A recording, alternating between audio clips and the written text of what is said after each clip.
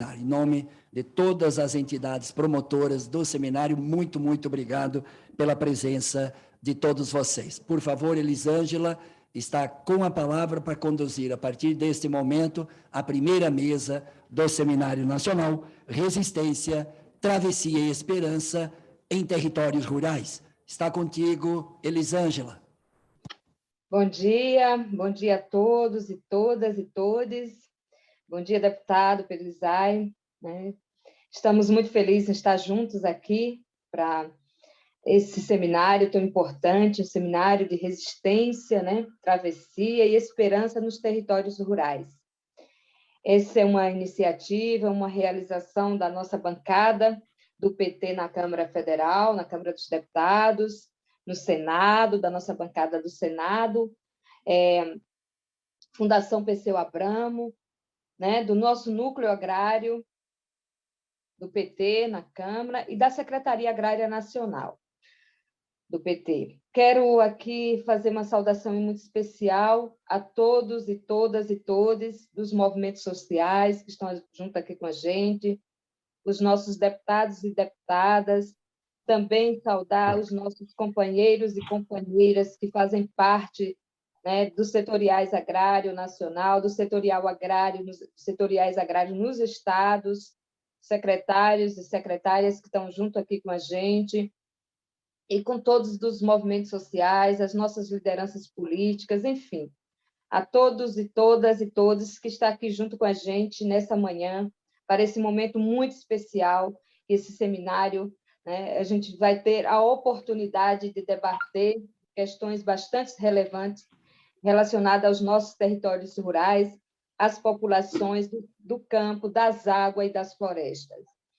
Vamos ter a primeira mesa, né, o primeiro painel, Agricultura e Questões Agrárias, Desafios e Controvérsias para a Segurança, para a Superação da Fome no Brasil. Esse é o nosso primeiro painel, é a nossa primeira mesa. Nós vamos ter dois grandes, né, expositores e também uma mulher, uma grande expositora aqui junto com a gente.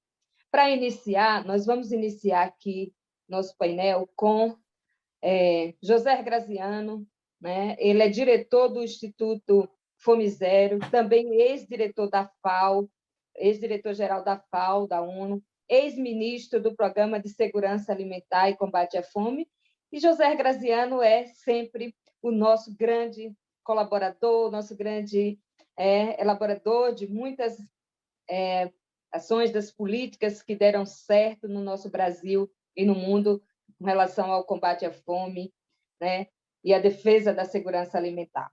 Com você, José Graziano, 30 minutos para a gente te ouvir aqui as tuas grandes reflexões e contribuição para o nosso seminário Resistência, Travessia e Esperança nos Territórios Rurais. Obrigado, Elisângela. Espero que estejam me escutando bem. Eu estou em Santiago do Chile e vou pedir uma ajuda para subir a minha apresentação e apresentar por aí, porque é isso, obrigado. Estou com pouca fé na minha internet aqui, na sua capacidade. Quero agradecer aí ao deputado Pedro Isai, para coordenador do Núcleo Agrário, o meu deputado Paulo Teixeira, e todos os deputados e parlamentares presentes, e todos os companheiros e companheiras que estão nos seguindo hoje nessa mais uma discussão do Núcleo Agrário. Eu tenho o prazer de participar do Núcleo Agrário desde a sua constituição, e sei da importância dele. Próximo slide, por favor.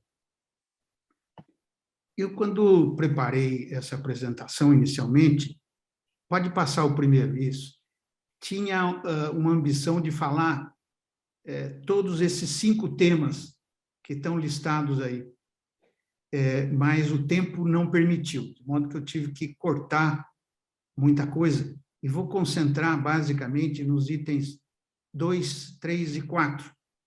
Não é? Próximo slide.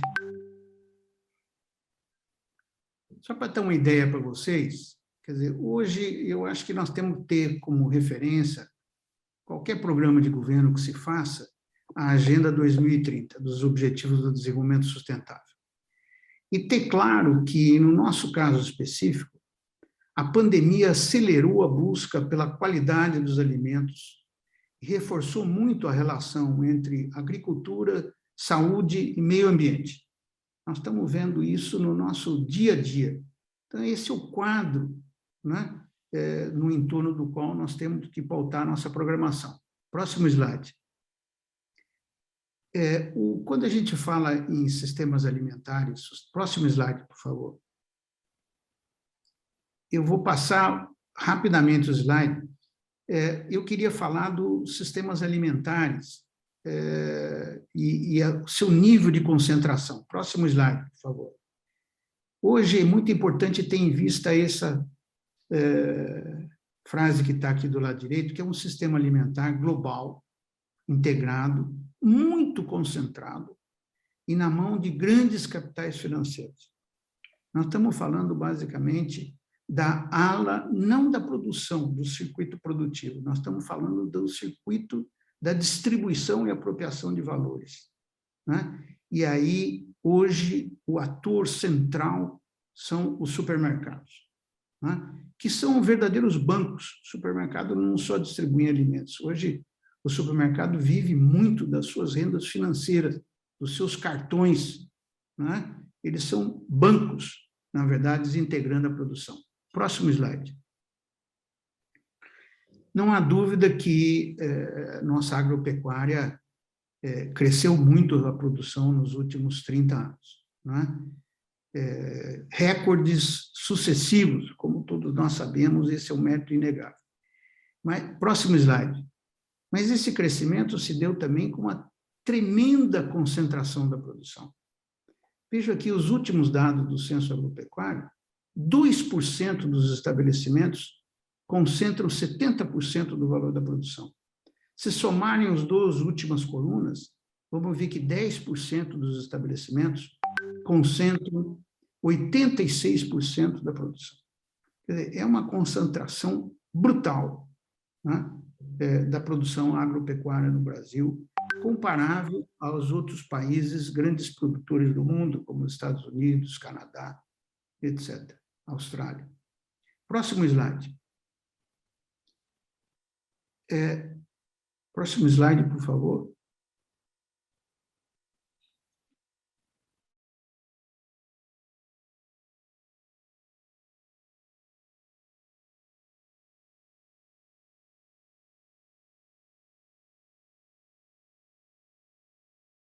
Devemos estar tendo algum problema técnico aí. Essa performance da produção dos alimentos mostra os preços, que é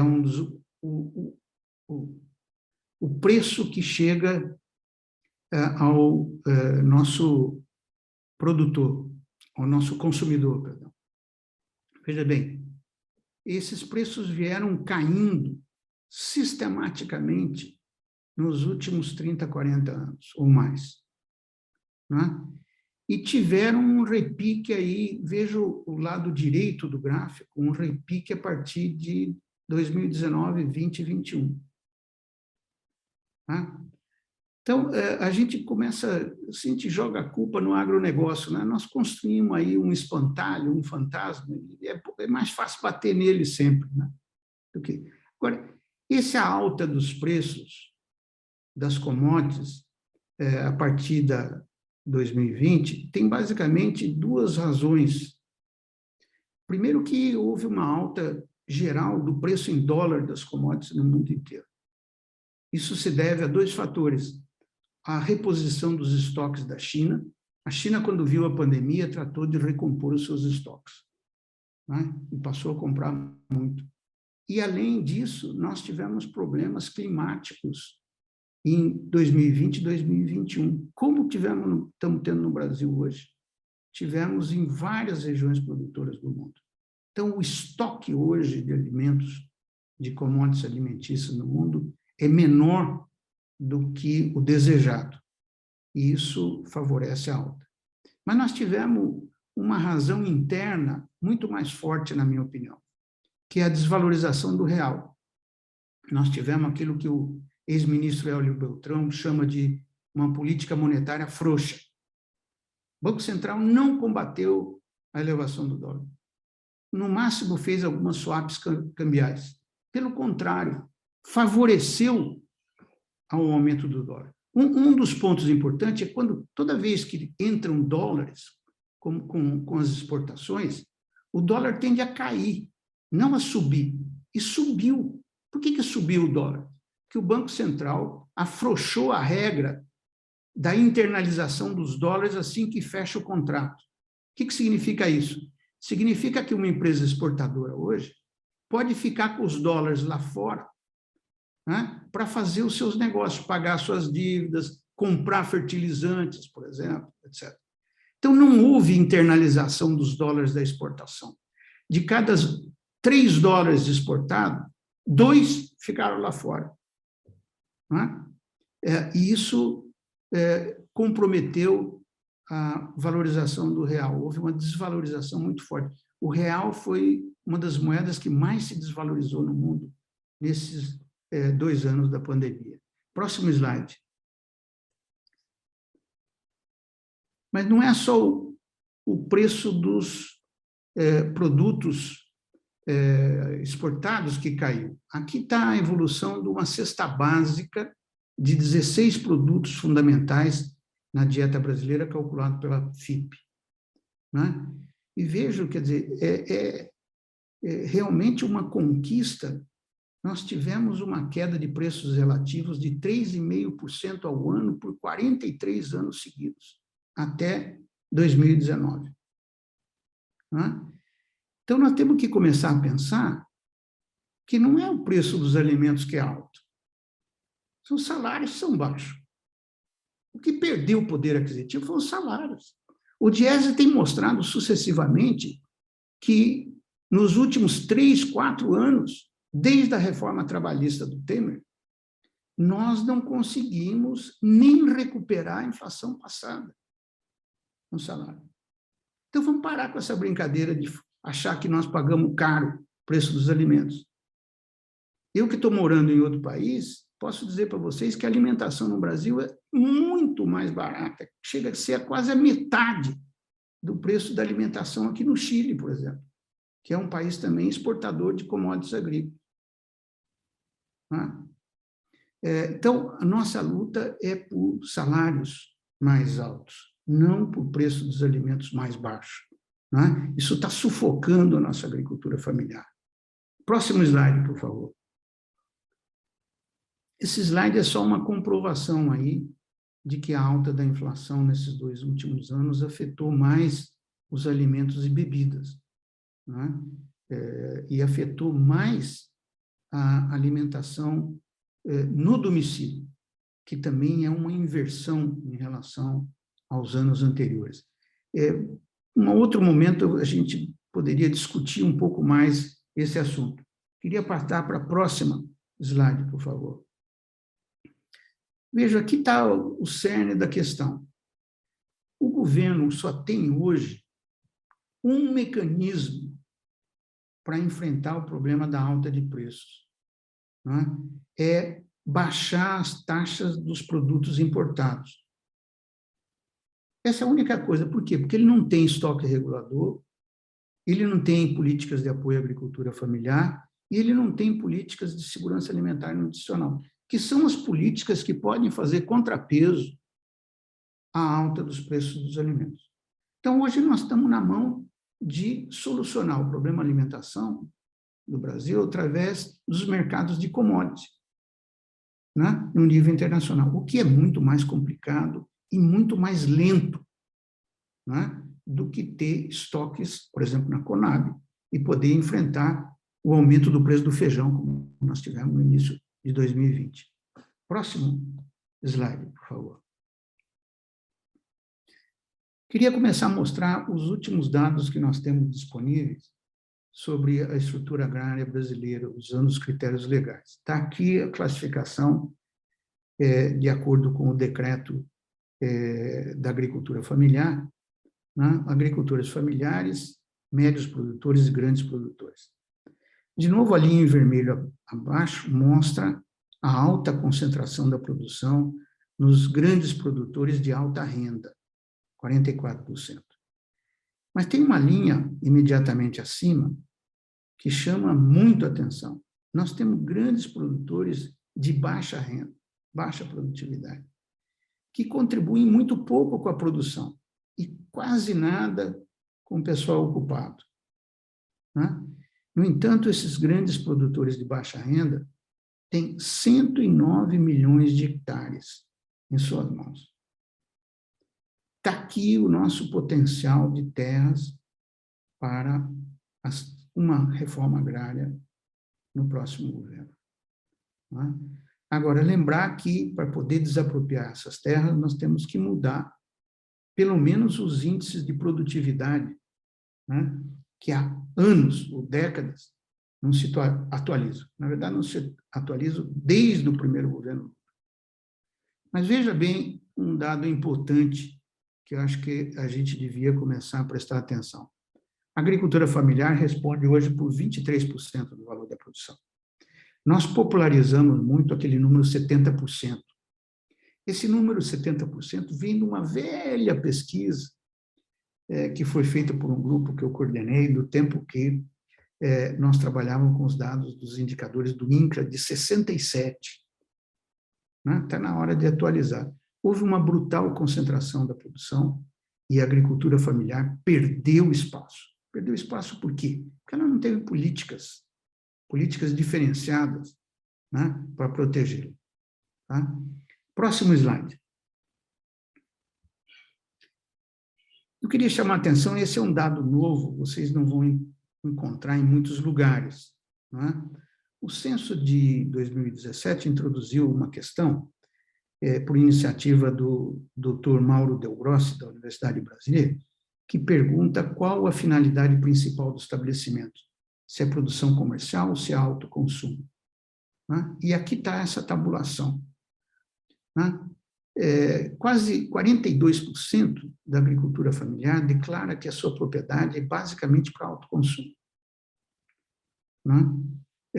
E mesmo dos estabelecimentos não familiares, mais de um terço, 35%, declaram que são basicamente de autoconsumo.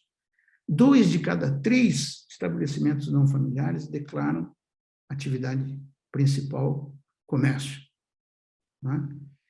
Mas isso aqui abre um grande espaço. Nós temos mais de 2 milhões de estabelecimentos que declararam em 2017 que a finalidade principal era o autoconsumo. Esse é um tema para ser retomado no próximo governo, porque nós temos um agravamento da fome e as áreas rurais são as que mais ressentiram do problema da fome. E o autoconsumo pode jogar um papel importante, né, nessa recuperação da fome. Próximo slide, por favor.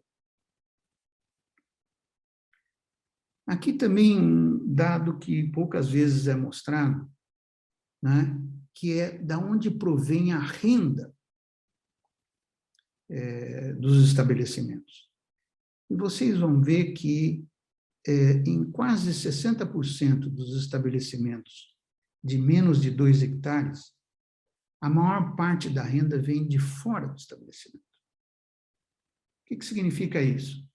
Que aquele estabelecimento de menos de 2 hectares, né, é, na verdade, um local de moradia, um local onde a família se reúne, congregada, que tem uma produção de autoconsumo, que o apoia, mas que as pessoas saem para trabalhar fora, que é a maior parte da renda. Esse, eu diria, é o padrão que está se generalizando das pequenas áreas produtivas no mundo todo, não é apenas no Brasil, né? E eu acho que aqui está uma inspiração para a nossa futura reforma agrária. Quando a gente pergunta qual reforma agrária, essa pode ser uma resposta.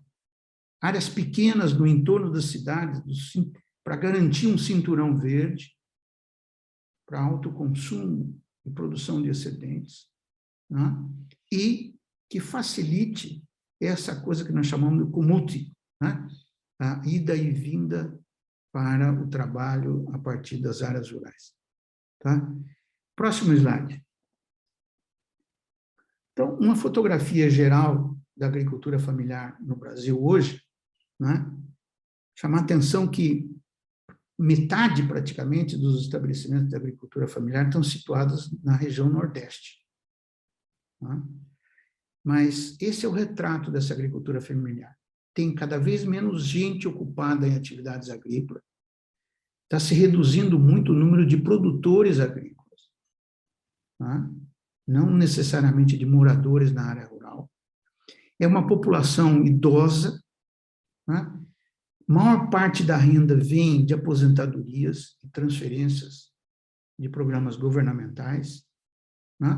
Estão ocupados em atividades não agrícolas e produção de autoconsumo. É nesse desenho, nesse quadro geral, que nós temos que pensar uma nova política agrária para o Brasil. Próximo slide, por favor. Eu vou falar agora um pouco da volta da fome no país, e concentrando essa ideia de que o nosso problema é um mercado interno limitado. Eu acabei de ouvir de um dos deputados aí que, se nós fizermos uma distribuição de renda, vai faltar comida.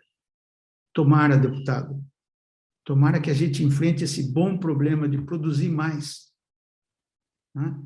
Porque hoje o nosso problema é a limitação da produção da agricultura familiar, é pela demanda, pela falta de mercado. Tá? Próximo slide. Esse aqui, provavelmente, vocês já viram em outros lugares, a volta do Brasil ao mapa da fome, a evolução da insegurança alimentar no Brasil, né? Que atingiu aí, em 2020, essa é a pesquisa da Vigessan, né? Atingiu, em dezembro de 2020, o número de 9% da população, 11% da população em situação, 9%, a linha vermelha, em situação de insegurança alimentar grave, né? Mais 11% e meio moderada. E eu quero chamar a atenção que quando a gente fala em passar fome, deve somar os dois. Moderada também está passando fome, está comendo menos do que gostaria, menos do que devia. O indicador do milênio é insegurança alimentar moderada mais grave, o que dá um número bem maior, dá mais de 20% da população brasileira. Segundo a FAO, dá mais de 23%. Quer dizer, 1 de cada 4 brasileiros está passando fome durante a pandemia, passou fome durante a pandemia. Tá? Quero chamar a atenção para outro dado importante desse gráfico. Vejam como cai a linha verde, que é a segurança alimentar. Né? Nós temos menos da metade da população com segurança alimentar. Mais da metade dos brasileiros tem insegurança alimentar hoje. Né? Mas veja um número que chama a atenção, essa linha azul, 35% dos brasileiros, 1 de cada 3 dos brasileiros tem insegurança alimentar leve. O que é isso? É que come mal. Come mal. Não come proteína, come basicamente farinhas, açúcares, né? Bebidas açucaradas. Né? Esse aqui é o caminho para a obesidade. Né? Então, a ameaça hoje não é apenas a fome. A ameaça também, 1 de cada 3 brasileiros está ameaçado de sobrepeso e obesidade. Próximos dados, por favor. Próximo slide. Aqui está o número de sobrepeso e obesidade no Brasil. Infelizmente, os dados pararam em 19. O governo não publicou mais isso. Né? Então, nós tínhamos já, em 2019, 2/3, 2 de cada 3 brasileiros com sobrepeso, por comer mal, por não comer produtos frescos, saudáveis, frutas, verduras, legumes. Nós comemos muito pouca fruta. Né? E nós tínhamos 27% praticamente da população obesa. Né? Esse é um número assustador para os padrões alimentares brasileiros. Próximo slide. Aqui um tema que eu vou começar a insistir, mas eu acho que esse primeiro slide tirado da pesquisa Vigessan demonstra isso cabalmente.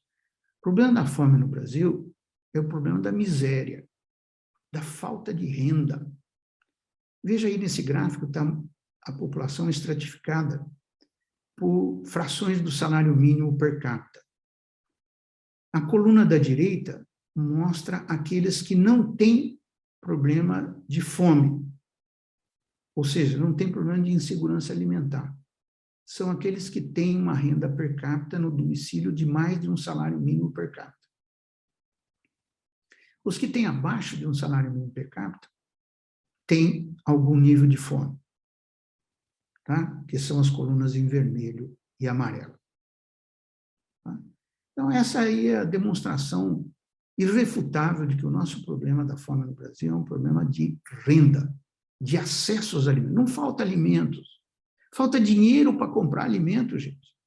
Esse é o ponto.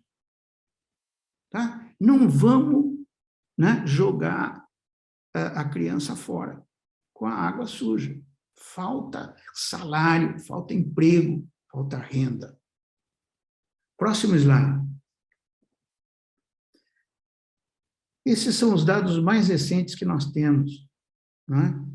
Compilados aí desde o IBGE de 2018, as pesquisas da Unicef, que são excelentes também, e a última pesquisa da Datafolha, que saiu na véspera do Natal, em dezembro, 23 ou 24 de dezembro de 2021. Veja, mostrava que o Brasil tinha pelo menos 15% da população que tinham deixado de comer porque não tinha dinheiro para comprar comida, que significa 32 milhões de pessoas. Então, meus caros deputados e senadores, vamos atualizar nossas informações. Vamos começar a citar a Datafolha aí. Em dezembro de 2021, 32 milhões de pessoas nesse país passavam fome. Eu estou recebendo uma coisa que tem 5 minutos, então eu vou acelerar. Próximo slide. Para mostrar como é que cresceu esse número que passa fome durante a pandemia. Né? Rapidamente, esses números foram aumentando para chegar a 32 milhões de pessoas. Próximo slide. Próximo slide, por favor. Essa é a relação entre segurança alimentar e miséria. A linha de miséria nesse azul aí desbotado e a linha de insegurança alimentar no mais escuro. Elas praticamente se superpõem. Né? A miséria é uma proxy. Próximo slide.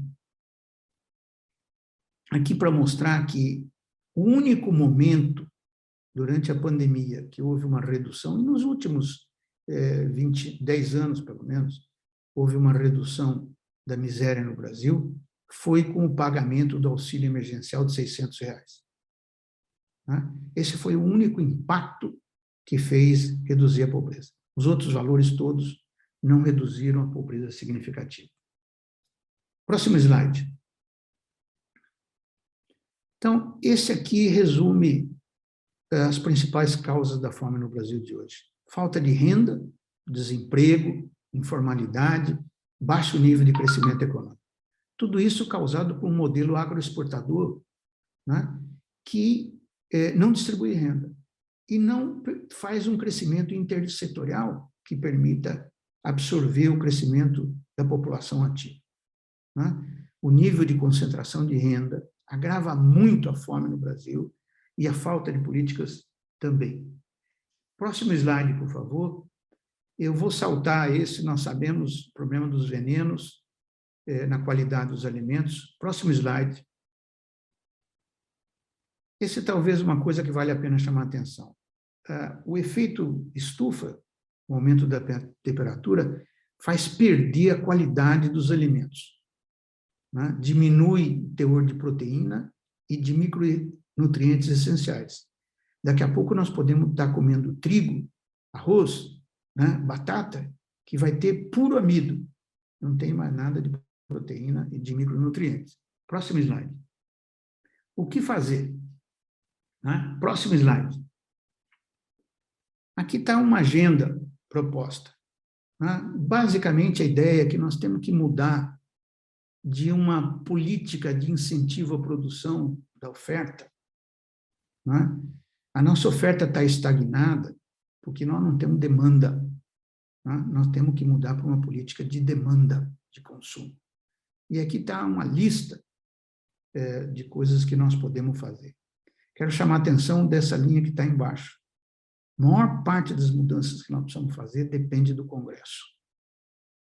Tá? Então, precisa eleger o Lula e precisa eleger uma bancada muito forte. Próximo slide. E com isso eu vou chegando ao meu fim aqui. Eu acho que nós não podemos esperar 23. A fome não pode esperar. Nós temos que fazer um plano emergencial contra a fome nos anos 22 e 23, até que o governo possa estar ativo plenamente.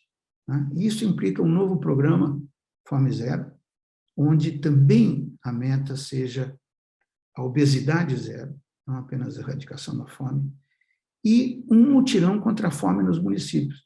Se há alguma coisa que pode ser ativada nesse ano de 22, são os conselhos municipais e a atuação a nível municipal. O prefeito pode fazer muito no combate à fome. Na verdade, grande parte das ações do programa Fome Zero eram de níveis municipais, né? Inspiradas em administrações como era do Patrus em Belo Horizonte. Né? Então, próxima slide. Esse é o nosso orçamento para mostrar como se liquidou as políticas de segurança alimentar e nutricional. Praticamente acabaram nos últimos, depois do golpe de 2016. Né? Mas eu quero chamar a atenção por um ponto importante. As políticas de segurança alimentar e nutricional, elas são coadjuvantes num programa de educação na fome. As políticas principais são geração de emprego e renda e aumento do salário mínimo. Se tivesse que escolher qual política foi mais importante no processo brasileiro de sair do mapa da fome, eu diria que foi o aumento do valor real do salário mínimo. Tá? Finalmente, o último slide que eu quero trabalhar, eu acho que nós temos várias questões para responder durante esse debate de 2022 na nossa campanha eleitoral. Primeiro, é como tratar o agronegócio. Né? O segundo, qual é a reforma agrária que nós precisamos e o que nós vamos fazer com a área reformada. Terceiro, como promover a transição da Revolução Verde atual para uma agroecologia. O que fazer com a Embrapa, que é um assunto que virou manchete nos últimos dias. Quarto, como sair desse modelo agroexportador de commodities não processada e reverter o processo de desindustrialização. A agroindustrialização é uma saída para o novo modelo brasileiro que nós queremos. E, finalmente, como fazer a reforma fiscal. Como é que nós vamos tirar as isenções fiscais das importações e exportações? Tá? Quero mais uma vez lembrar que não basta ganhar a presidência se a gente perder o Congresso. A maior parte das medidas que nós temos que fazer depende do Congresso. Eu vou parar por aqui. Último slide, por favor. Quero agradecer aí a oportunidade, a contribuição que eu tive do professor Mário Del Grossi, do professor Sérgio Schneider e o apoio do João Pedro Magro na elaboração desse material. Muito obrigado.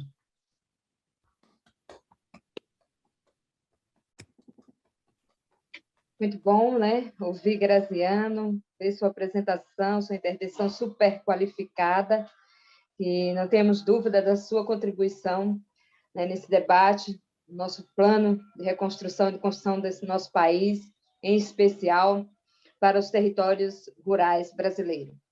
Agora vamos, né, a mais uma intervenção que é bastante qualificada e contribuirá muito com o nosso seminário. Quero convidar a Elisabetta Recine. Ela é integrante do Observatório de Políticas de Segurança Alimentar e Nutrição da UNB. Professora Elisabetta, vamos lá fazer a sua intervenção, 30 minutos.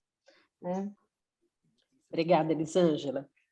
Quero cumprimentar a todas, a todos, a todos, agradecer o convite do Núcleo Agrário. Vou tentar fazer uma apresentação com um tempo menor, para a gente tentar diminuir o atraso e ter algum tempo de diálogo mais ampliado. Muitas das informações e da abordagem que eu vou trazer estão na linha do que o próprio Graziano já apresentou. Vou trazer algumas coisas que configuram, acho, um cenário e um contexto um pouco mais amplo. Deixa eu compartilhar aqui minha tela. Me avisem, por favor, se está tudo bem. Está aí o modo apresentação. Está tudo bem? Estão vendo? 1,250 Sim? 250 milhões de imposto de renda. O agronegócio Eu não tenho retorno de vocês. Vocês estão me ouvindo? e pagou 300 milhões. Sim, nós estamos vendo. Sim, estamos. Tá ok, então. Obrigada. Bom, antes de mais nada, eu quero começar lembrando ou reforçando algo que nós tínhamos e temos de uma maneira extremamente precária nesse país, que é uma lei orgânica de segurança alimentar e nutricional, que foi aprovada nesse Congresso em 2006. Essa lei estabelecia a estruturação de um Sistema Nacional de Segurança Alimentar e Nutricional que tinha como grande objetivo caminhar na direção da articulação de políticas, programas e iniciativas que configuram esse imenso campo da segurança alimentar e nutricional. Esse aqui é o texto da lei que, se você colocar no serviço de busca, você vai encontrar. Ela tem uma pequena mudança que foi realizada em 2019, que fez uma alteração na definição de segurança alimentar e nutricional, uma definição que foi aprovada na Conferência Nacional de SAM e que foi a base da estruturação do CISAM. Essa é uma outra página, e vocês vão ver que o número de linhas que estão canceladas aí dizem respeito àquela primeira medida provisória que o atual presidente publicou no dia 1º de janeiro de 2019. Essa medida provisória, ela reestruturava o governo federal e, na reestruturação, ela adentrou para dentro da Lausanne e extinguiu o Conselho Nacional de Segurança Alimentar e Nutricional.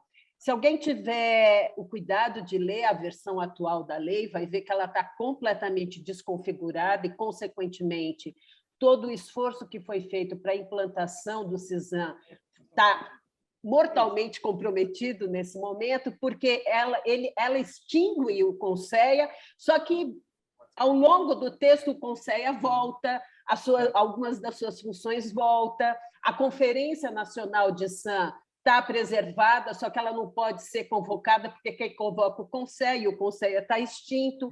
Enfim, todo um esforço que foi feito ao longo de mais de uma década, ele está completamente paralisado nesse momento, do ponto de vista institucional, do ponto de vista da operação por dentro da máquina pública, e, como o Graziano já mostrou, e eu vou mostrar alguns outros dados, certamente do ponto de vista também do orçamento público.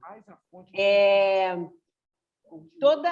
por que eu estou lembrando disso? Porque, considerando que eu não preciso nem falar em segurança alimentar e nutricional, se a gente só ficar com alimentação saudável, ou alimentação adequada, saudável e sustentável, a verdadeira compreensão e, consequentemente, os verdadeiros esforços para a gente colocar isso como um direito realizado para a população brasileira, ela demanda a articulação de inúmeros setores, de inúmeras políticas. E o esforço do CISAM e o objetivo central do CISAM era caminhar nesse processo de articulação. E ele tinha dois grandes pilares, vamos dizer assim. Um era o pilar da participação e do controle social. Inclusive, uma característica bem interessante do CISAM é que o controle e a participação social existiam antes dele, porque o CONSEA é pré-aprovação da lei. E, na verdade, foi dentro do CONSEA que a discussão se articulou e todo o diálogo com o Congresso para a aprovação da lei e para a configuração do seu texto foi feito a partir dessa instância de participação e controle social. Mas o CISAM também tinha um outro pilar, que era o pilar que organizava o diálogo para dentro do governo, que era uma Câmara Interministerial de Segurança Alimentar e Nutricional. A Câmara não foi extinta pela medida provisória, mas ela, por conta daquele decreto que reorganizou ou pretendeu reorganizar todas as instâncias de diálogo dentro do governo federal, ela ficou completamente paralisada, então praticamente extinta. Ela só veio a se reunir há cerca de 1 mês, 2 meses atrás, a partir de um decreto que foi publicado, e aqui eu estou colocando, a ideia não é ler, né, porque é até difícil, mas é simplesmente ver o número de linhas que estão riscadas. À esquerda é o decreto que instalou a Caisan na época em que o CISAM existia e todo o esforço de estruturação de políticas estruturantes de segurança alimentar estavam em desenvolvimento. A Caisan era formada, naquele momento, por todos os ministérios que estavam presentes no Conselho, e isso chegou, muitas vezes, a mais de 20 ministérios. É lógico que nem todos tinham uma participação ativa, isso era muito irregular, mas, de qualquer maneira, institucionalmente isso existia, e nos momentos devidos, e quando se configurava um cenário político positivo, a articulação era muito interessante. À direita, nós temos o decreto de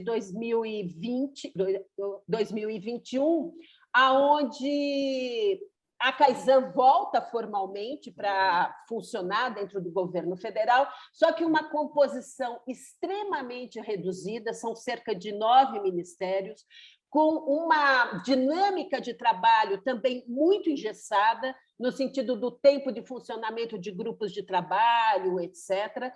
E a situação que nós temos hoje no país, além de todas essas que vocês mencionaram, que Graziano tão bem detalhou, nós temos, por exemplo, um país que tinha, até 2019, um Plano Nacional de Segurança Alimentar e Nutricional que articulava diferentes diretrizes de produção, de abastecimento, de acesso a alimentos, da questão da saúde, da educação, do desenvolvimento social, e nós não temos mais um plano dessa natureza. Por quê? Porque o plano é elaborado a partir das decisões da Conferência Nacional de Segurança Alimentar e Nutricional, que é convocada pelo Conselho, que não existe mais. Na última plenária de 2018, o Conselho convocou a plenária a conferência para novembro de 2019, e, logicamente, ela não aconteceu.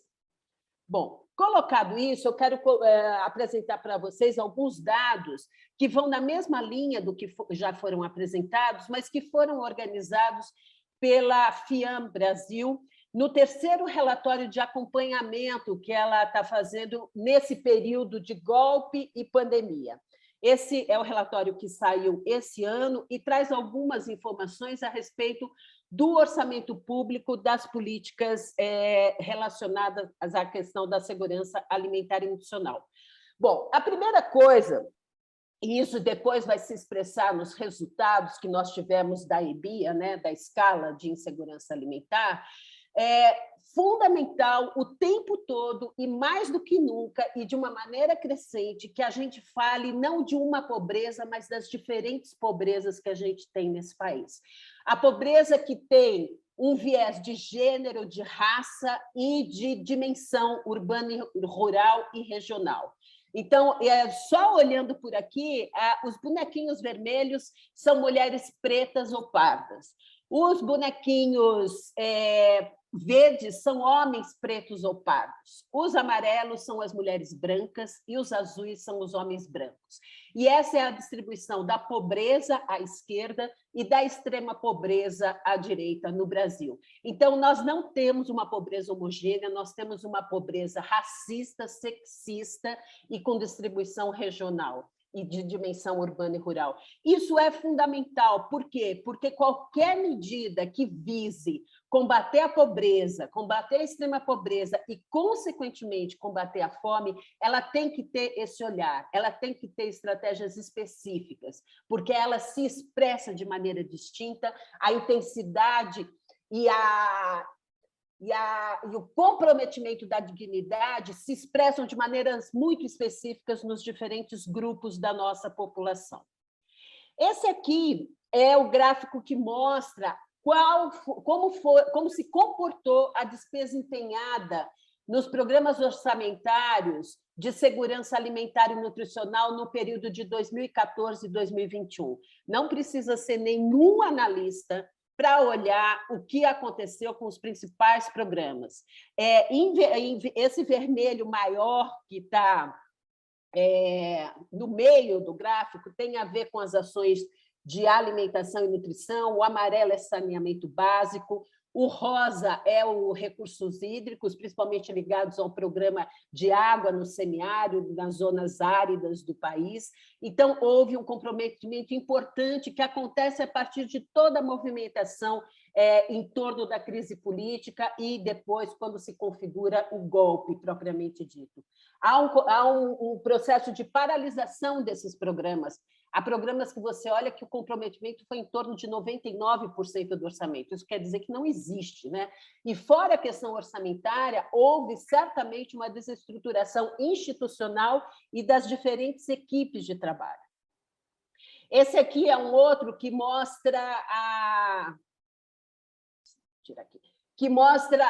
o empenho também do orçamento no que se chama de assistência comunitária em segurança alimentar e nutricional, também no mesmo período. E aí são ações dirigidas a grupos específicos, que certamente são os grupos que foram mais combatidos a partir do golpe, que são absolutamente desqualificados no discurso político, né, da direita e da extrema-direita, que são os povos indígenas, povos e comunidades tradicionais, a distribuição de alimentos para grupos em situação de vulnerabilidade, que normalmente são os mesmos grupos, né? Então, toda a assistência técnica, todo o financiamento de programas que existiam para esses grupos foi praticamente aniquilada a partir de 2000, já tem uma queda importante a partir de 2015 e daí para frente são praticamente inexistentes.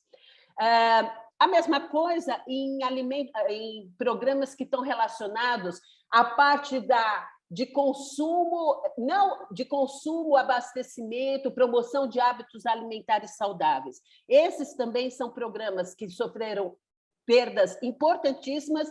Em azul, essa queda vertiginosa do programa de aquisição de alimentos.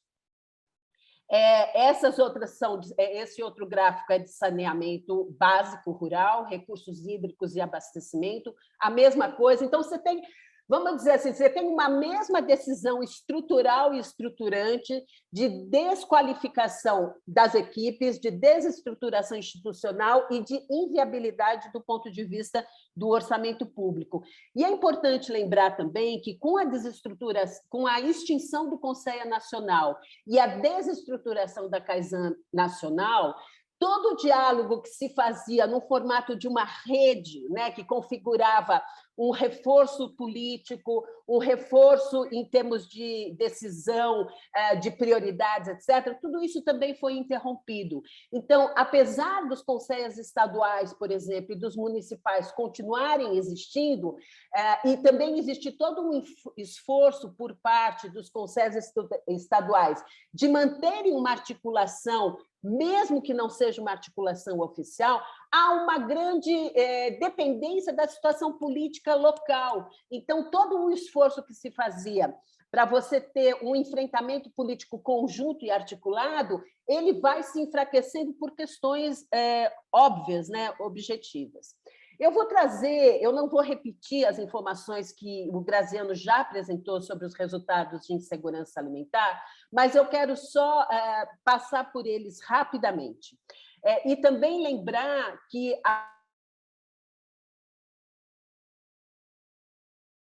em novembro e dezembro de 2020, ela está acabando, praticamente acabou o campo de uma nova edição da pesquisa, para a gente ver a situação da insegurança, que vão ser dados absolutamente comparáveis com o que o IBGE já fez, com o que a rede fez em 2020. Nós vamos ter esses dados de final de 2021 e início de 2022, onde, infelizmente, nós vamos certamente confirmar o aumento da insegurança alimentar em todos os níveis e da fome. E Bom, esse é o dado que Graziano já mostrou, o quanto em pouquíssimos anos, se você olhar os dados de 2014 para os dados que o IBGE lançou da PNAD de 2017 e 2004, quando nós realizamos a primeira pesquisa com a EBIA. E também acho que é muito importante reforçar o que foi lembrado aqui. É lógico que os dados da insegurança alimentar grave, eles são terríveis e eles são prioritários, no sentido do grau de vulnerabilidade dessas pessoas e dessas famílias. Mas, se nós olharmos o conjunto dessa informação, que pega insegurança moderada e leve, nós temos mais da metade da população brasileira que se equilibra para se alimentar minimamente. E isso é muito importante, porque o grau de instabilidade econômica do país certamente aumentou esses números, certamente. A alimentação, ela ocupa grande parte do orçamento das famílias pobres, ou dessa chamada classe média baixa, né? Por quê? Porque ela é fundamental, porque ela é prioritária. Então, qualquer instabilidade na renda dessas famílias faz com que elas caiam imediatamente, elas não têm resiliência para lidar com isso. Quando a pandemia chega, essas famílias já estavam se equilibrando, porque a situação do país não estava boa, como vocês bem sabem. Então, esses números pioraram em muito, e a gente tem que olhar esses números no seu conjunto.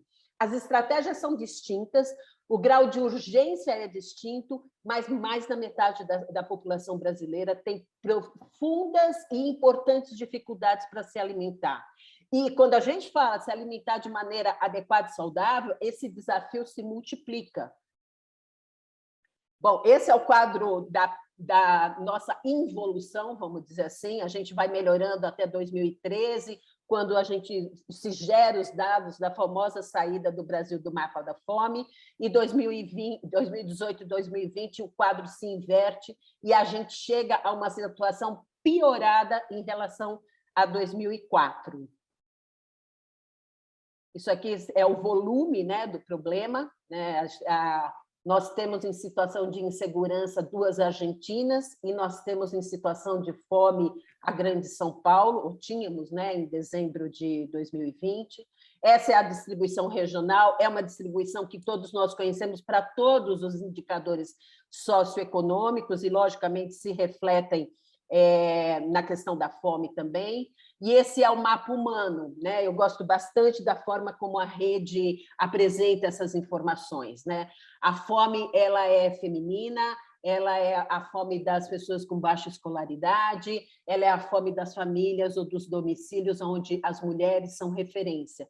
Então, por isso que a gente precisa pensar em políticas públicas, em ações públicas que olhem como que a fome se configura em grupos específicos da nossa população, que não são minoria, por sinal, né? É importante lembrar. A fome também, em termos relativos, ela é rural, em termos absolutos, logicamente, ela é urbana, porque nós somos um país urbano. E esse dado também é da pesquisa da rede, que mostra a importância do acesso à água, né, para reduzir a situação de insegurança alimentar. Então, os domicílios que tinham acesso à água para os animais, eles tinham também uma situação de insegurança alimentar importante, 24%, mas aqueles que não tinham acesso à água para os animais estavam perto de 43%. É uma situação que mostra a importância, por exemplo, de programas que foram muito importantes e que foram muito valorizados, como o programa de cisternas, etc., e que foram praticamente aniquilados. A mesma coisa, e logicamente isso se repete, para o acesso à água para a produção. A gente tem nas famílias que têm acesso que não têm acesso, que têm acesso à água, uma situação importante de fome, perto de 22%, mas isso piora muitíssimo, logicamente, para aquelas que não têm acesso à água para produzir seus alimentos. A mesma coisa, as famílias que produzem alimentos e que tiveram redução nos preços dos alimentos que produziam, né, para venda. Você tem cerca de praticamente metade das famílias. E nas famílias em que a questão do valor da comercialização da sua produção não mudou, você continua tendo uma situação importante, mas muito menor do que aquelas que tiveram um valor de venda menor. E esse dado é um dado só que ilustra aquilo que eu falei anteriormente, pegando, essa é uma outra pesquisa que um grupo que juntou a Universidade Federal de Minas Gerais, a própria UNB e a Universidade de Berlim, que fez, na mesma época da rede de pesquisa, fez uma pesquisa semelhante, usou a EBIA, mas ela tem essa pergunta, como que foi utilizado o auxílio emergencial? Isso só comprova o que a gente sabe, né? A maior parte desse valor foi usado para comprar alimento, é óbvio. Então, quando você suspendeu o auxílio emergencial, quando ele voltou com valor menor, veja o que acontece com essas famílias, né? Elas não têm de onde tirar. Aqui são dados que também dialogam com informações que já foram apresentadas e que é um relatório que uma ONG que chama-se ACT Promoção de Saúde, que trabalha muito nos temas atualmente ligados à questão da tributação das bebidas açucaradas, apresentou há cerca de um mês atrás. Fez um estudo muito importante, muito precioso, eu realmente estimulo que vocês conheçam esse relatório. O objetivo desse relatório é mostrar o comportamento do preço dos alimentos e como esse comportamento ao longo do tempo ele é variado em relação a alimentos saudáveis, frutas, hortaliças, cereais, etc., e como ele é muito diferente do que aconteceu, por exemplo, no caso, eles analisam com mais profundidade a questão do açúcar, porque existe toda uma demanda hoje, do ponto de vista das pessoas que trabalham com saúde pública, de nós cancelarmos todos os benefícios fiscais que a indústria que produz xaropes, né, para refrigerantes seja cancelado. O Brasil renuncia a praticamente 7 bilhões de reais anualmente com esses benefícios para a indústria de bebidas açucaradas e, do outro lado, gasta também bilhões para que o SUS tente cuidar das pessoas que estão com excesso de peso, obesidade e todas as doenças crônicas derivadas dessa ocorrência. Então, deixa eu mudar aqui essa tela, porque eu não consigo ver direito o que eu estou apresentando. Isso aqui é o que também já foi falado, como que o preço dos alimentos, né, se comportou em relação ao IPCA geral. Os alimentos têm um peso muito mais importante e, portanto, eles penalizam muito mais as famílias que dedicam mais do seu orçamento para a compra de alimentos. A diferença vai aumentando, né? Ela sempre tem uma diferença, mas ela vai aumentando, principalmente a partir de 2014, tem um pico importante em 2016 e volta a ficar muito grande, em dados muito atuais, que são agora de 2021. Isso daqui é o comportamento da exportação, isso já foi falado, eu vou pular. E olha que interessante também, e vocês sabem até muito melhor do que eu, a evolução, né, das principais commodities no Brasil, o quanto elas ocupam terra e ocupam orçamento público, porque elas são financiadas direta ou indiretamente por todos nós, e o seu ganho é privatizado, não é compartilhado entre nós. A mesma coisa é esse dado que mostra, de uma outra maneira, o crescimento das exportações e o quanto a exportação de milho, ela, num período de 2006 a 2021, aumentou cerca de 1.115%, a de soja 406% e a de açúcar 42%.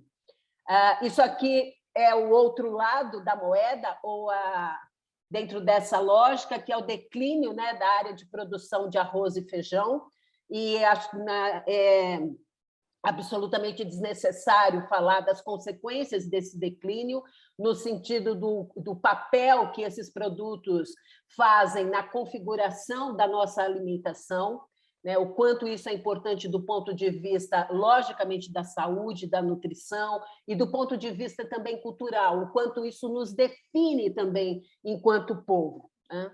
E isso não é uma questão menor, porque a cultura alimentar, ela, de alguma maneira, ela estabelece a rede, né, onde se suporta, se comporta hábitos de vida, modos de vida, que normalmente são muito mais saudáveis do que os hábitos que vão se apresentando de uma maneira muito rápida a partir de pressões do mercado, da publicidade de alimentos, estratégias de marketing, etc.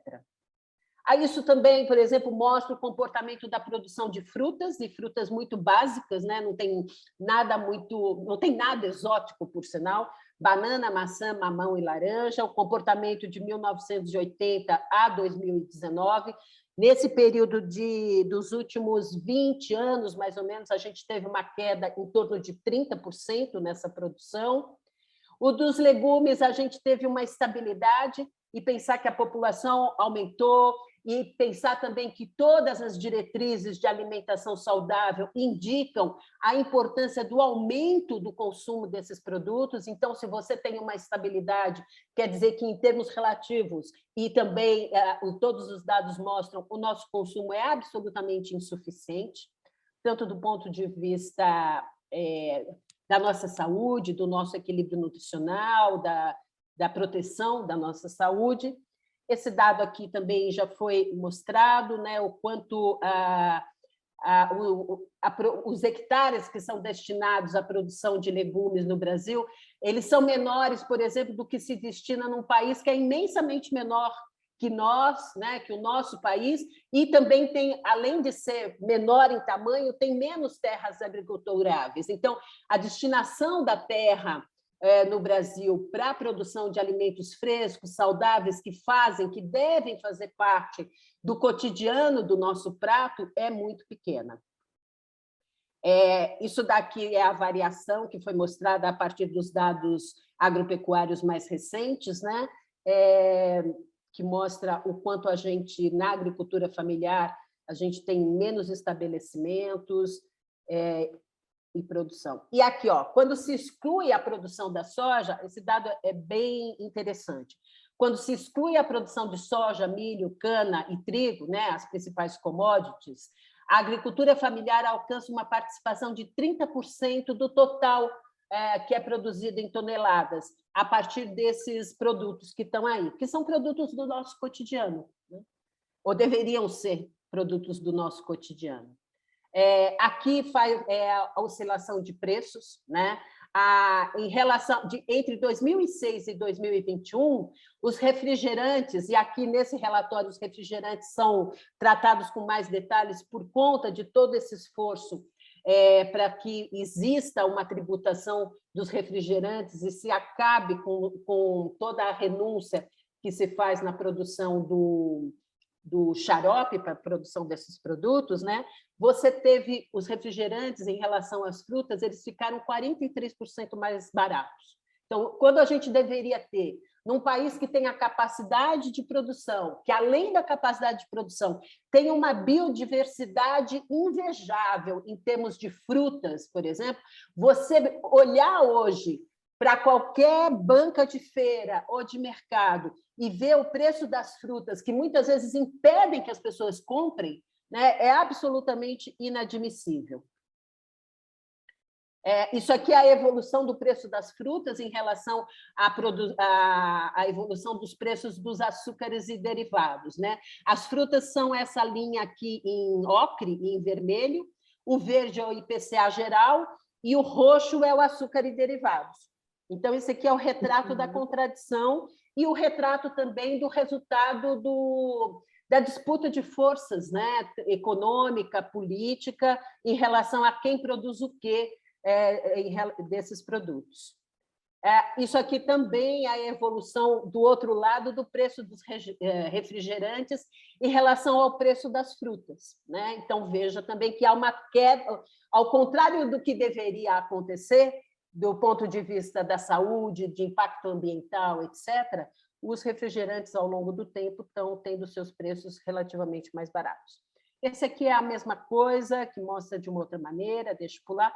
E eu quero, para a minha parte final, colocar um outro aspecto desse processo todo, que é o que acontece com a sociedade civil a partir do momento em que o Conselho é extinto, e que, na verdade, até antes dessa extinção, quando já se configura um cenário político que já mostrava o desmonte de muitas políticas a partir de 2016, o cancelamento de orçamento, etc., o fechamento de qualquer diálogo realmente verdadeiro e efetivo entre a sociedade civil e o poder público. Em 2018, o Conselho já faz uma série de iniciativas analisando a situação, fez inúmeras reuniões com o conjunto de conselhos que existiam, analisamos os então programas de governo dos candidatos, e era já uma coisa absolutamente óbvia a ausência em grande parte do que foi colocado no TSE como proposta de governo, a ausência da visão de combate à pobreza, à fome, etc. E, no final, quando se estabelece ou se concretiza a extinção do Conselho, após uma vitória passageira no Congresso, quando a gente consegue revogar esse item da medida provisória, mas depois há um veto e o veto não consegue ser derrubado, a sociedade civil, que fez parte não só do Conselho em si, mas que faz parte de toda essa movimentação em torno da agenda de soberania e segurança alimentar nacional, convoca uma Conferência Nacional Popular por Soberania e Segurança Alimentar e Nutricional. E a ideia é que essa conferência, desde a sua origem, não fosse um evento, né? Mas sim um processo de mobilização constante para monitorar, denunciar, incidir no Congresso Nacional em torno dessas políticas.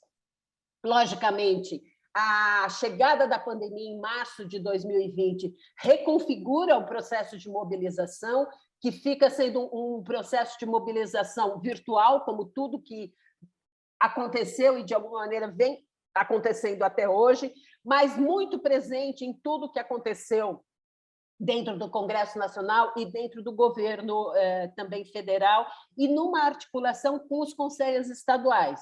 Então, os conselhos estaduais fazem parte dessa convocatória, além de mais de 60 organizações e movimentos, MST, MPA, movimentos urbanos, economia solidária, enfim, um conjunto enorme de movimentos e organizações. Logo em março de 2020, nós lançamos uma agenda de proteção do direito humano à alimentação adequada, dirigida tanto ao governo federal quanto aos governos estaduais e municipais.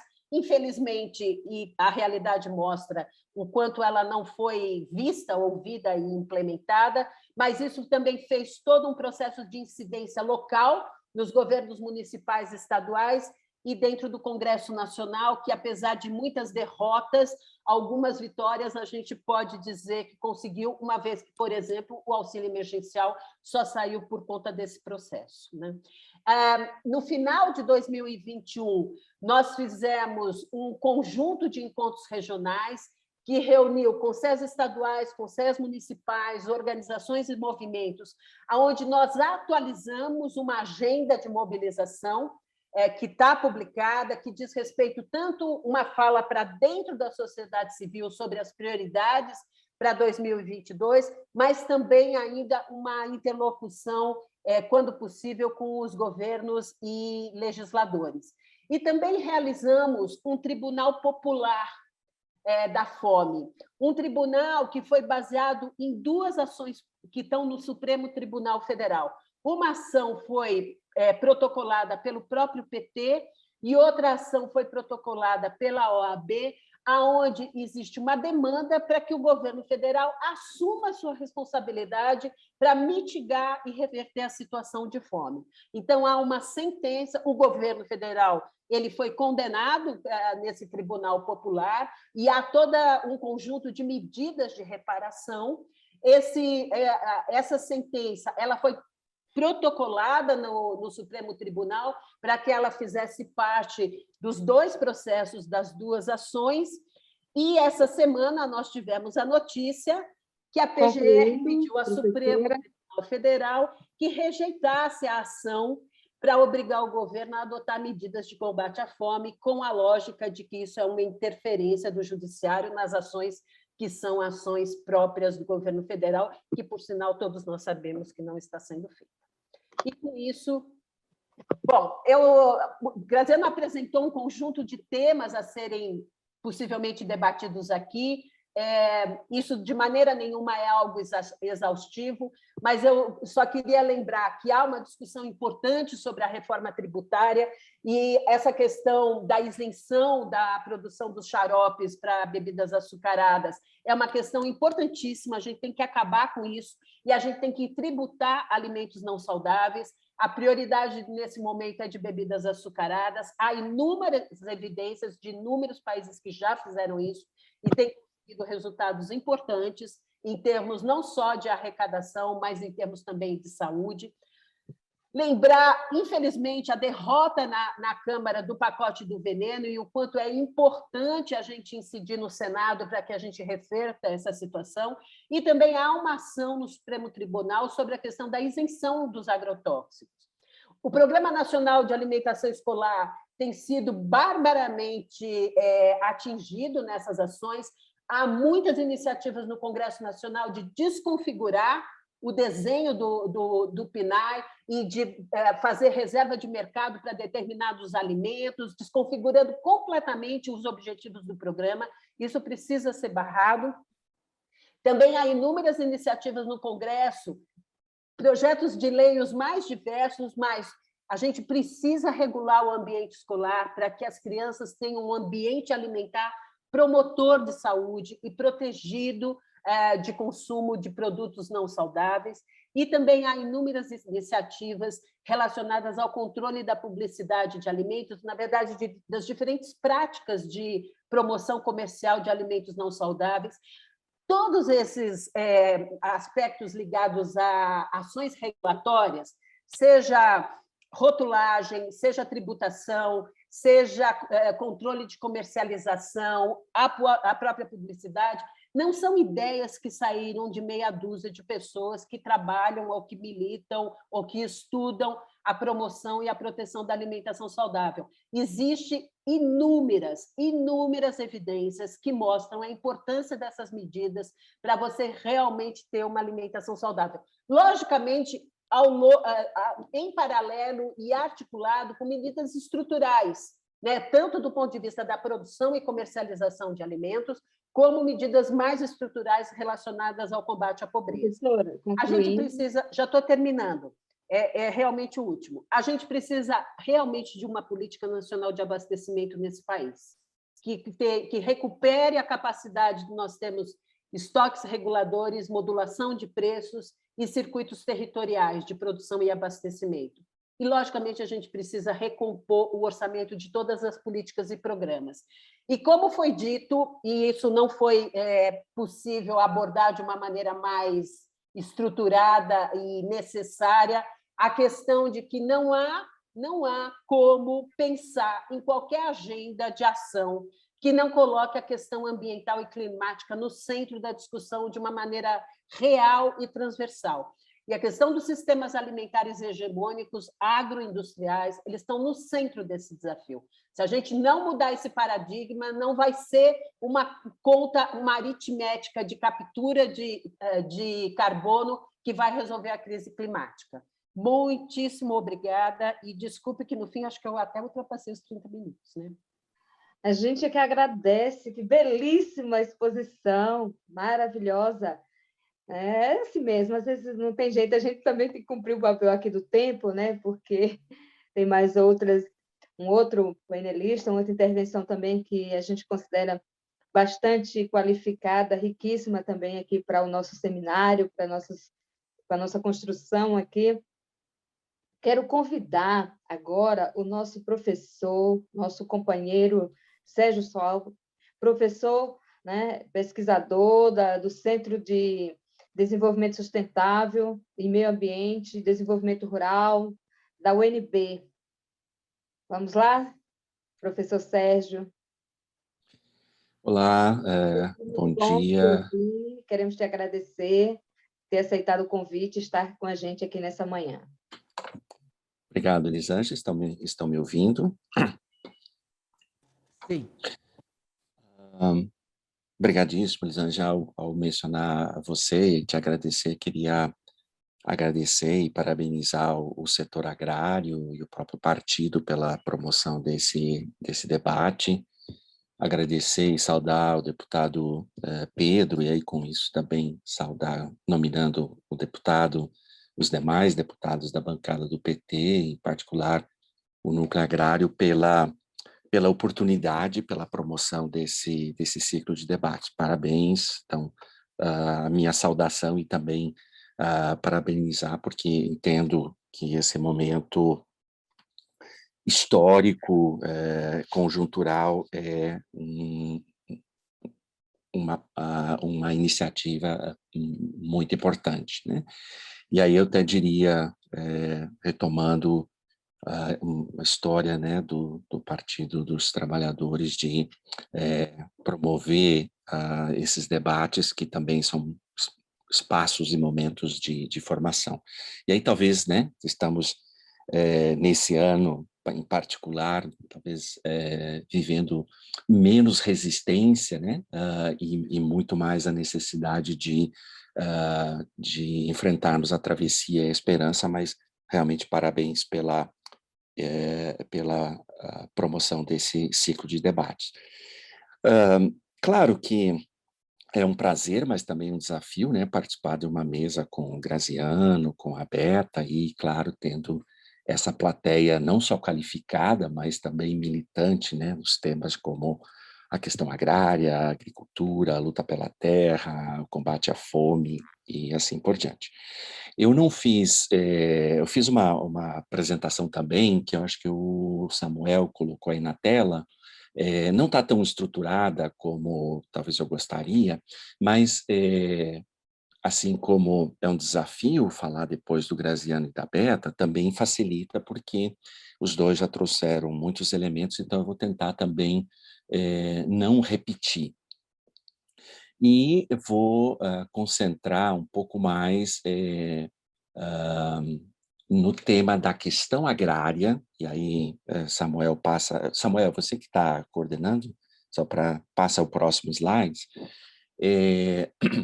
Eu, primeiro, uma das questões que eu queria colocar como, não se preocupe, não vou entrar no debate teórico, não vou buscar os clássicos, não, a intenção não é essa, mas uma das questões que me parece fundamental, inclusive como uma atualização do debate, e aí é fundamental que nos processos de debates teóricos, mas nas lutas políticas, a superação é um conceito-chave. Agora, superar não significa esquecer, tá? Então, quando eu utilizo a expressão aqui, atualizar o debate, e aí eu gostaria de traduzir ou mudar um pouco, eu coloco em forma de questão ou de pergunta, mas eu acho que hoje, no século XXI, o debate e a atualização do debate é menos a questão agrária, no sentido lá do debate clássico,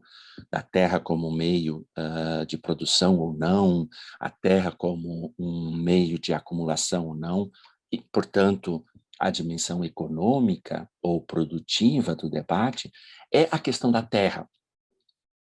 Portanto, ampliando a nossa concepção, a nossa compreensão teórica e política sobre o significado da terra no século XXI.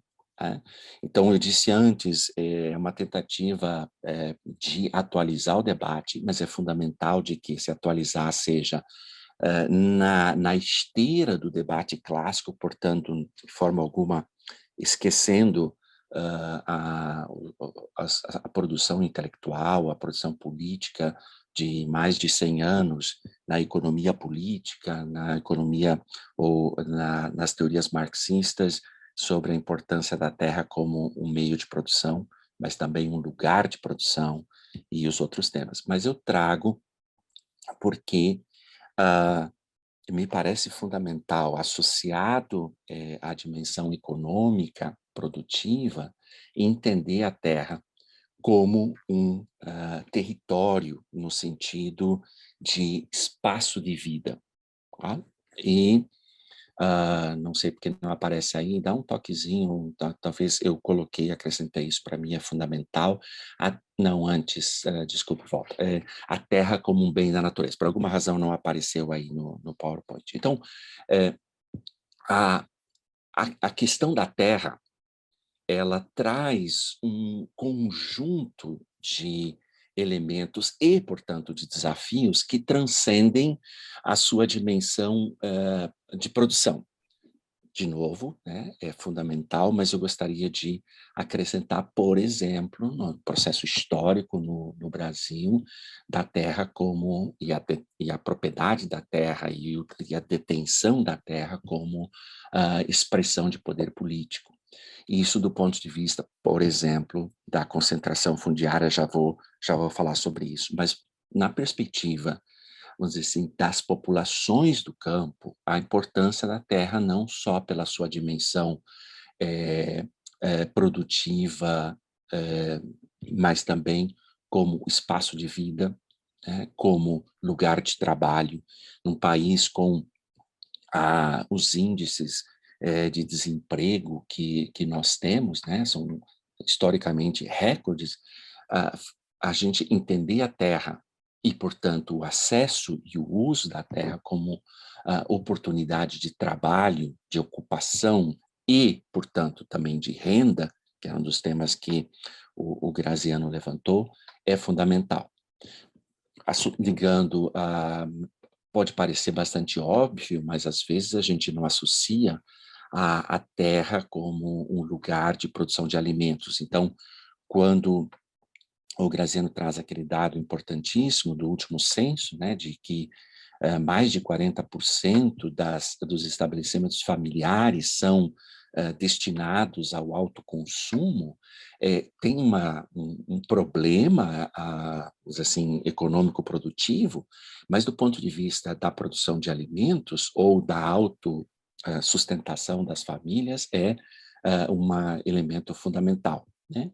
E, obviamente, para a gente vamos dizer assim, ampliar ainda mais, quando nós pensamos na Terra como um lugar de identidade étnico-cultural, nós trazemos para o debate teórico e político a diversidade que é essa chamada agricultura familiar no campo brasileiro. Nós não podemos, portanto, também, né, sentando no ombro dos dados que o Graziano nos trouxe, você tem mais de 40% dos estabelecimentos familiares no Nordeste, mas é fundamental que a gente, e portanto esse é um dado fundamental, importante, é entender a diversidade regional da agricultura familiar, mas mais do que isso, ou associado a isso, a diversidade do uso e ocupação da terra desse segmento chamado agricultura familiar. Portanto, o que eu quero dizer com esse meu primeiro ponto, né, de que uma atualização do debate é a centralidade da terra, que é fundamental do ponto de vista agora das populações do campo, olhar a diversidade, portanto, isso tem implicações em termos de direitos, isso tem implicações do ponto de vista das demandas, consequentemente, tem rebate e consequências nas políticas públicas, sejam nas políticas fundiárias, reconhecimento de direitos territoriais, por exemplo, como também nas políticas agrícola, de promoção da produção agrícola e assim por diante. Tá? Então, esse é meu primeiro ponto que eu gostaria de destacar, né, de que, e aí, o outro elemento que gostaria de trazer, o Graziano queria também fazer referência, ele começou a fala dizendo, olha, nós não podemos falar hoje em agricultura, campo, terra, sem nos espelhar ou nos reportar, ou olhar para os chamados ODS, os Objetivos de Desenvolvimento Sustentáveis ou Agenda 2030, que, aliás, está ali, né, virando virando a esquina, nós já estamos em 22, em 8 anos estaremos,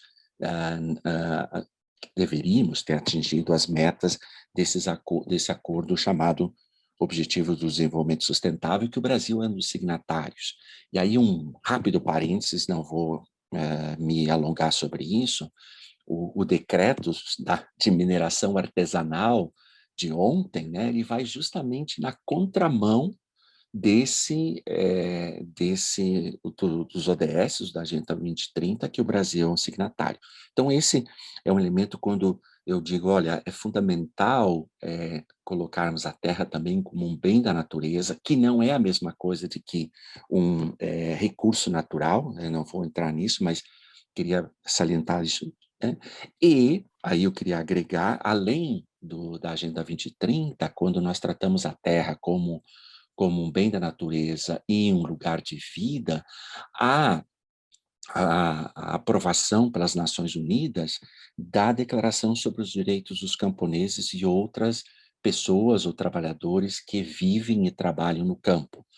Foi em dezembro de 2018, o Brasil teve um papel histórico desde 2003, mas particularmente a partir de 2006, especialmente, né, pela atuação do então Ministério das Relações Exteriores, mas também, né, do Ministério do Desenvolvimento Agrário, junto às Nações Unidas, junto à FAO, etc. E quando da aprovação dessa Declaração sobre os Direitos dos Camponeses, o Brasil, em 2018, se absteve.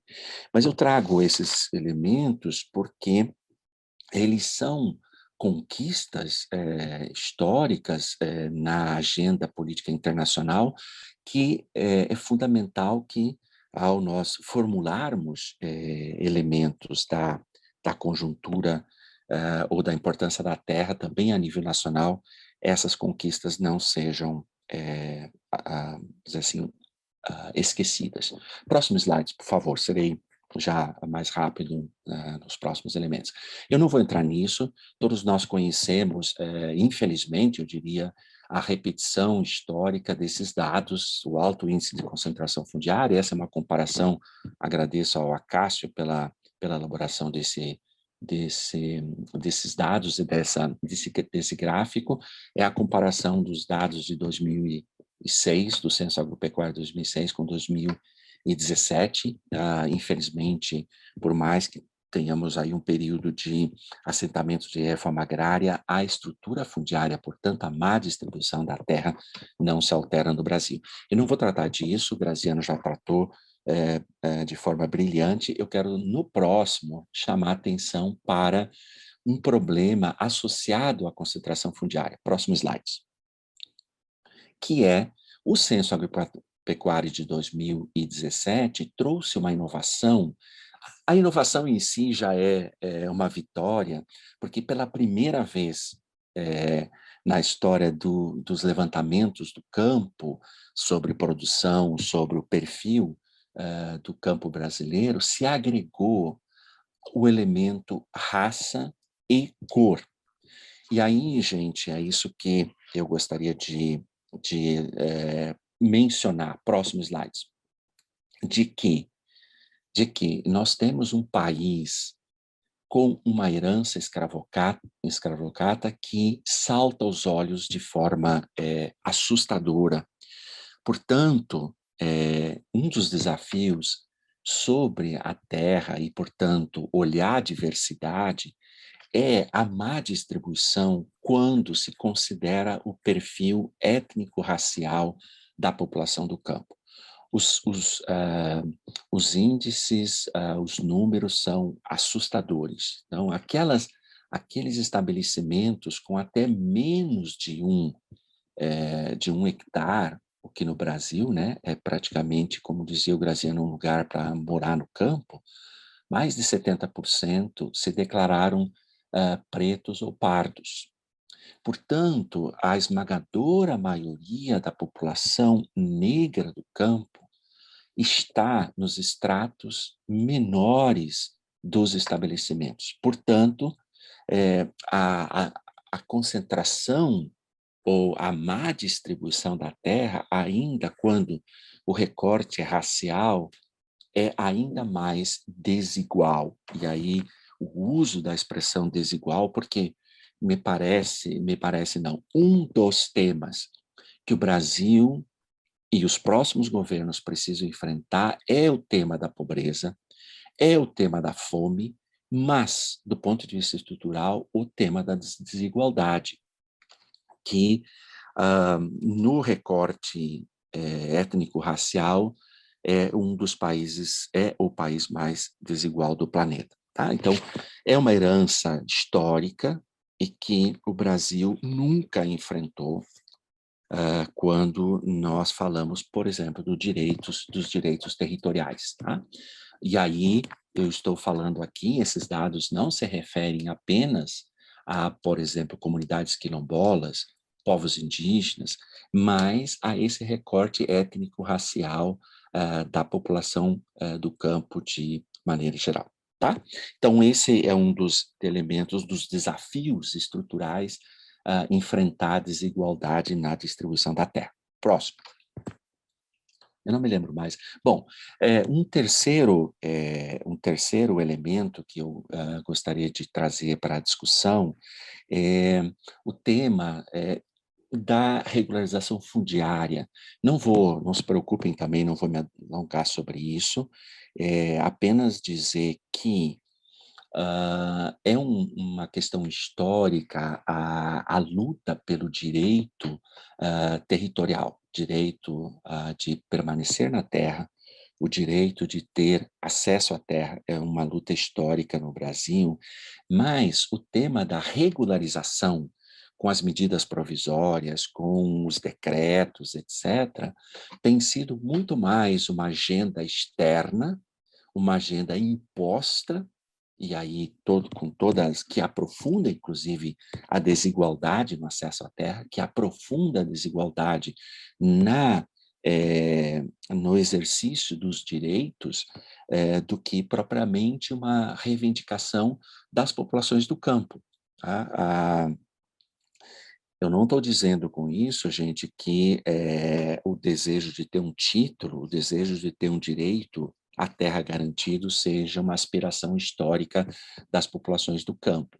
Mas, próximo slide, do ponto de vista do exercício da cidadania e do exercício dos direitos, é uma agenda muito mais externa. Tá? Por quê? Porque as medidas legais recentes, e aí não tenho tempo aqui para elaborar isso melhor, a gente poderia olhar pelos dados, né? Por exemplo, a quantidade de terras ou de posses que foram efetivamente regularizadas, por exemplo, no tempo de validade do Terra Legal. Terra Legal não conseguiu atingir o mínimo das suas metas até a sua extinção em 2017, porque não só por entraves burocráticos, não só porque a busca pela cadeia dominial da posse da terra é um processo lento e complexo no Brasil, mas porque a luta por direitos, direito de posse, direito de permanecer na terra, direito de ter os seus territórios reconhecidos, ela não passa necessariamente pela aspiração de ter um título, tá? Então, nesse sentido, eu sei que eu estou fazendo uma provocação aqui bastante polêmica, mas o que eu queria levantar é de que a demanda histórica de reconhecimento dos direitos não passa necessariamente pela simples formalização. Mas esse é um dos elementos. O segundo, acho que é o próximo slide, é de que, historicamente, e agora, especialmente a partir de 2012, e aí eu queria justamente trazer o tema da terra como um bem da natureza, e esse é o meu terceiro ponto, a a grilagem verde, ou seja, uma série de processos burocráticos, autodeclaratórios, em que se vão fazendo apropriação, inclusive apropriação virtual das terras, não só terras públicas, mas também de terras de uso comum, né, por meio de cadastro, declarações que não são certificadas nos estados, né? O cadastro ambiental rural, o CAR, vem sendo utilizado. Se a gente pega dados do CAR, é o último slide, há um processo de sobreposição nos cadastros autodeclarados de em torno de 70%. Se pega só a declaração interna no CAR, 70% dos cadastros tem algum tipo de sobreposição.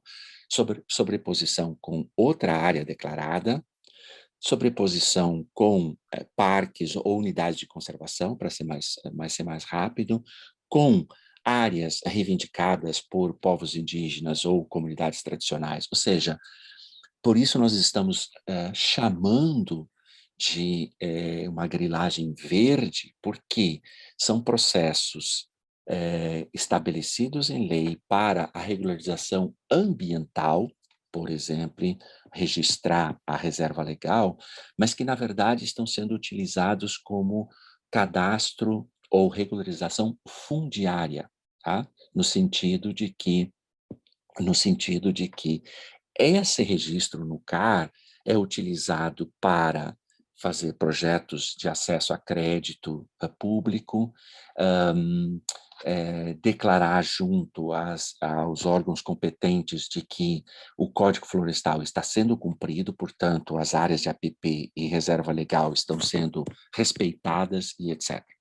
Então, um terceiro desafio relacionado ao tema da terra é de que não é possível, no século XXI, pensarmos, seja do ponto de vista de criação de políticas, a desvincular a terra dos outros bens da natureza. Alguém, no início do nosso seminário aqui, mencionou o tema da água, mas também das florestas, reserva legal, porque nós tendemos a pensar, quando falamos de Código Florestal, quando falamos de meio ambiente, inclusive alguém acabou de mencionar, acho que a Beta mencionou o tema dos venenos, nós geralmente vinculamos esses temas que são centrais, por exemplo, vamos pegar a questão de liberação dos agrotóxicos, são usados na terra, mas a gente tende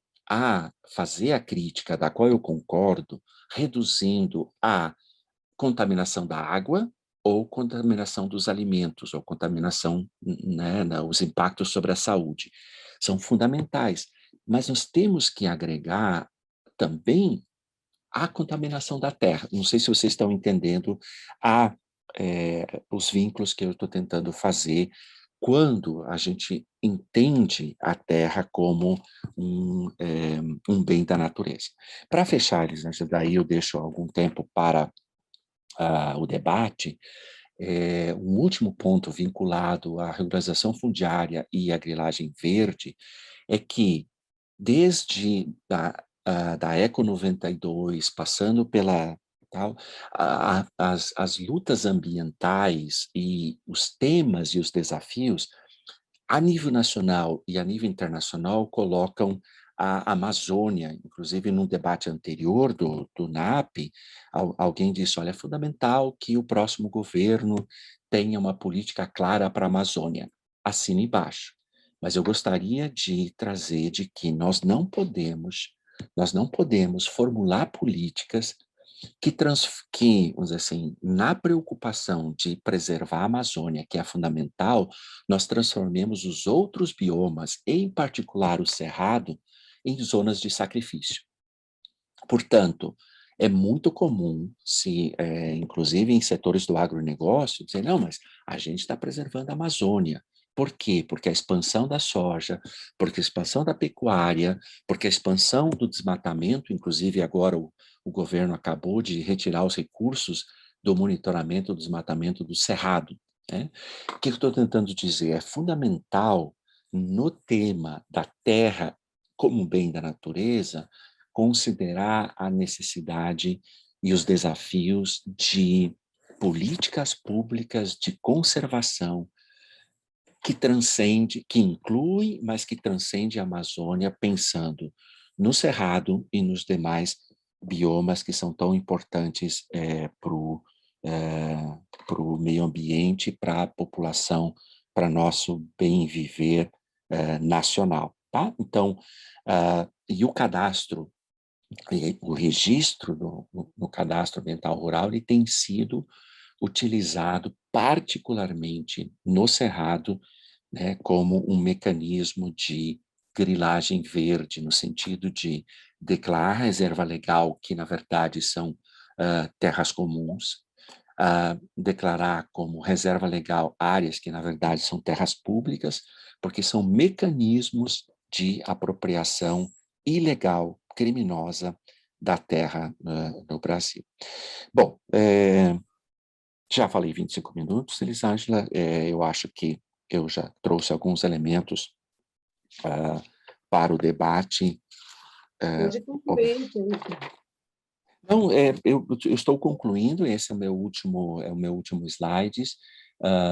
Eu sei, eu trago alguns elementos e aí né, são desafios e são provocações e menos indicativos de políticas, mas é o que eu teria para contribuir. Obrigado.